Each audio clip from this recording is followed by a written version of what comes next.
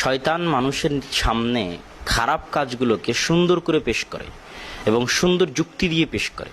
ঠিক মেয়েদের খেলাধুলার বিষয়ে শয়তানের একটা সুন্দর যুক্তি হচ্ছে যে আয়েশা রাদিয়াল্লাহু তাআলা আনহা আল্লাহ রাসূলের সাথে খেলেছেন, প্রতিযোগিতা করেছেন, অতএব আমাদেরকেও খেলতে হবে, প্রতিযোগিতা করতে হবে, এটা জায়েজ। কিন্তু তারা কোনো সময় বিষয়টা বলে না যে আয়েশা রাদিয়াল্লাহু তাআলা আনহা যখন আল্লাহ রাসূলের সাথে খেলছিলেন তখন কি পুরুষ সাহাবীরা সেই খেলাটা দেখছিল? সেই খেলাটা কি আয়েশা রাদিয়াল্লাহু তাআলা আনহার সেই খেলাটা কি পরপুরুষের সামনে হচ্ছিল? এই প্রশ্নটা কেউ উত্থাপন করে না। এবং এখান থেকে এটি স্পষ্ট হয় যে মেয়েদের কোনো প্রকার খেলা, সেটা পর্দার ভিতরে হোক পর্দার বাহিরে হোক, পুরুষের সামনে প্রদর্শনের জন্য জায়েজ নয়।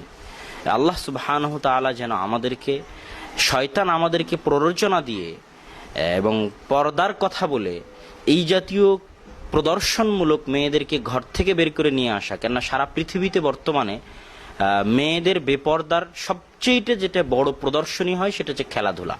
এবং আশ্চর্য হবেন, খেলাধুলার মধ্যে পুরুষ খেলোয়াড়ের যতটুকু সতর ঢাকা থাকে পোশাকের ক্ষেত্রে, নারী খেলোয়াড়ের তার চাইতে বেশি উলঙ্গ থাকে। এটা আপনারা যারা খেয়াল করেছেন তারা অবশ্যই এটা অনুভব করতে পারবেন।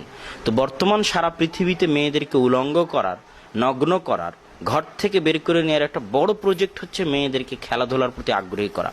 সেটা যদি